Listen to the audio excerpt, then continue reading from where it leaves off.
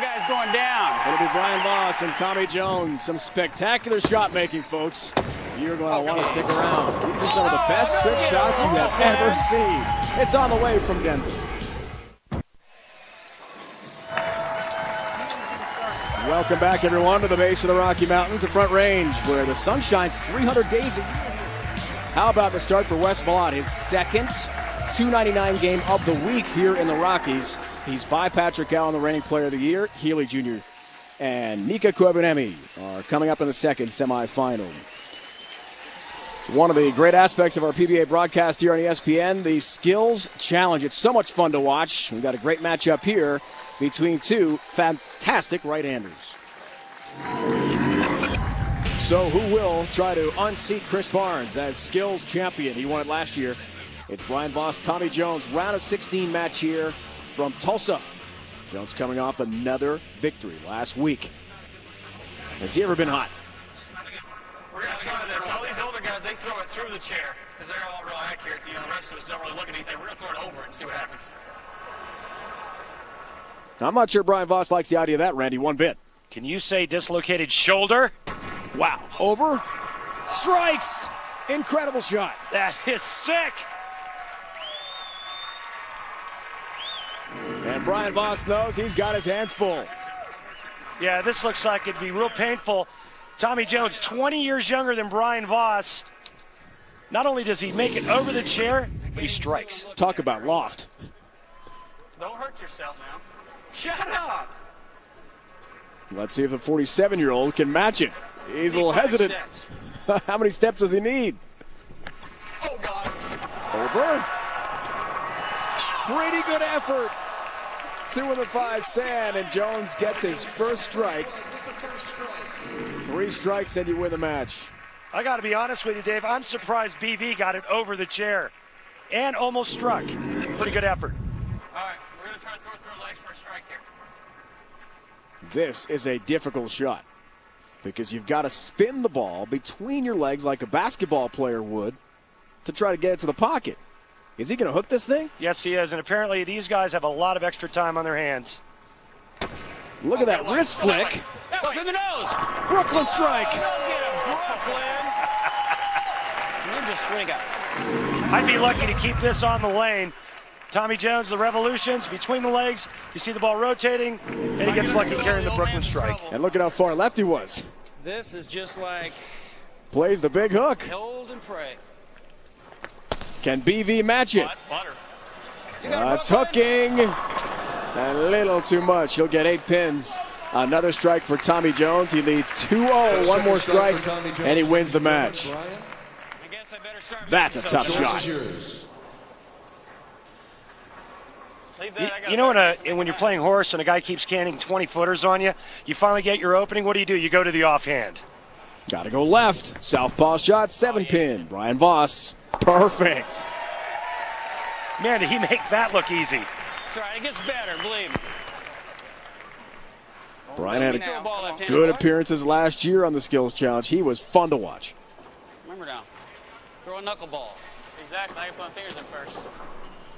It's not that easy getting your fingers in, is it? A left-handed shot for TJ. Stop begging. He's got to match it, or Voss gets his first strike. Not exactly the form you're looking for. It ends up in the channel. And Brian Voss is on the board with his first strike. And Brian is indeed on the board. It's 2-1. Jones needs 1 strike to win the match still and advance off to the round of 8. All right, give me something good now. We're going to make the 10-pin with our thumb in the ball only. Thumb only, 10-pin. What do you say, Randy? Obviously, he's got a pretty tight thumb hole. He can heave it over a chair at about 30 feet down the lane, and he can attempt to make a 10-pin with his thumb only. Maybe some extra tape involved. Other fingers aren't in the ball. Look at that. Takes care of the 10-pin. He has got several trick shots. And the added pressure of, well, Brian Voss doesn't make it. This one's over. Just the thumb in. Yes. He's going to miss it. Time to catch that flight, Brian Voss. Get on that plane, BB. 3-1, Jones wins and advances to the round of 8 in this year's Denny's PBA Tour Skills Challenge. How impressive was Tommy Jones with the trick shots? Our PBA Tour Skills Challenge rolls on next week. We'll have Jason Couch and defending champion Chris Barnes in a round of 16 match. And here from Denver, live coverage of the second semifinal. Patrick Healy Jr. and Mika Koivuniemi head-to-head to see who takes on the red-hot Wes Malott, who bids for his first title. That's all the way. Healy Jr. and Mika are best of friends. They are roommates on tour and have been for 6 years. But they haven't met on television in about 5 years. We'll hear from them. Randy interviews them when we come back. Back, everyone, to suburban Denver. Not only has Wes Malott made 3 straight TV shows, he's now for a second straight time into the final, dispatching of reigning player of the year Patrick Allen in the first game nearly out of 300. Healy Jr. and Mika Koivuniemi to follow, and they are roommates and best friends, offering a very interesting perspective to this match, and they're joined now by Randy. Dave, the last time these two pals faced one another on television, well, it was for the title at the 2001 U.S. Open. Patrick, I'll start with you first. How do you go about handling the distractions that come with facing your best friend on tour? Well, no one has any idea how many distractions he causes, so it's already a lot of work outside of bowling. But no, really, this is kind of cool. You didn't do this very often, bowl against your best friend and your roommate, so we're going to try and hoop it up. I do owe him 1-0 from the U.S. Open, so I'm going to come out firing. Great, Patrick. Thank you. Good luck. Mika, what went through your mind when you found out that you were going to be bowling against your best buddy Patrick today? We had a deal that whoever makes the show going to pay the room, and I know when I make show, he's going to make show, so he doesn't have to pay the room like he haven't done the last 2 years. So what, is he cheap? He's really cheap. Thanks, Mika. Good luck. Dave, we know Mika's dominance over left-handers is well documented. After today, could it be his own roommate's worst nightmare? Randy, that is distinctly possible. What's on the line in the march to the Denny's World Championship?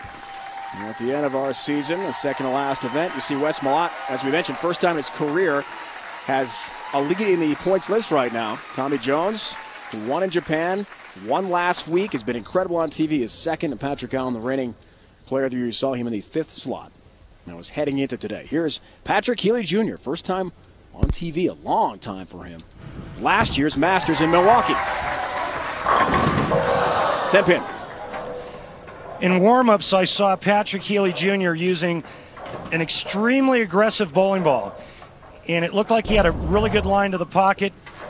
He switched to this ball here, which is much smoother in terms of reaction down the lane. 10-pin successful there for Patrick Healy Jr., 37 years old from Flower Mound, Texas. Yet another PBA exempt player from the Dallas Metroplex. There are several of those, including Chris Barnes. And 38-year-old Mika Koivuniemi from a half hour north of Ann Arbor in the Detroit area, originally from Finland. Former player of the year, trying to get back on top. A nice start for Mika as well, leading us to our Ace Hardware matchup, semifinal number 2, Healy Jr. and Koivuniemi. Two best friends and tour roommates going head-to-head. The second time since 2001, and I think it's a battle over whoever wins gets to control, the remote control, the hotel next week. A big storyline as Mika revealed who was cheap for the last 2 years. Boy, that was a cheap shot. I love it. Nice shot. Perfect shot. Clears the deck. All 10 in the pit for Mika Koivuniemi, who spent some of his offseason traveling in Europe. As we see the vitals from Patrick Healy Jr., who's actually originally from Niagara Falls, New York, and welcomed in Mika Koivuniemi from Finland. Was one of his first hosts when he came over from Europe. They've been best friends for a long time. Second frame. That really had to hurry. Wow, is that ever light? Way off. I got some issues here. The ball bounced, double dribbled right here. As soon as Patrick let go of it, he looked straight down at the lane. Tournament director Kurt Von Kruger picking something off of the lane itself.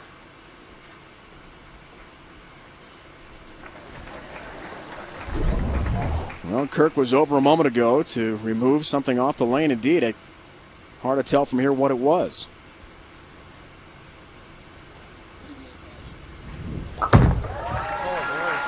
That's got to hurry and does cover. Gets his 10. His PBA patch apparently from the shoulder fell off onto the lane when he delivered that shot.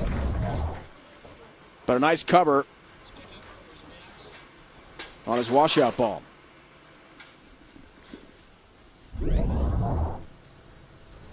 Patrick using two different bowling balls early on. Like I said earlier, the smoother rolling ball in the left lane and much more aggressive bowling ball in the right lane. That's a lot better.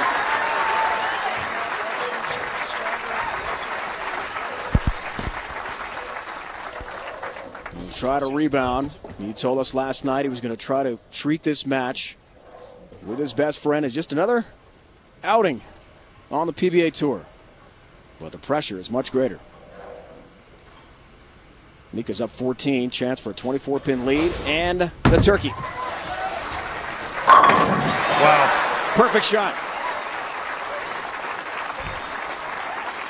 As we told you, Mika spent a lot of time in the offseason internationally. Won a major for the European Type Tour in Denmark, also competed in Qatar, took 2 very long trips, he said, and worked hard in practice. But, Randy, to me, the most intriguing aspect of his offseason, the major changes in his game.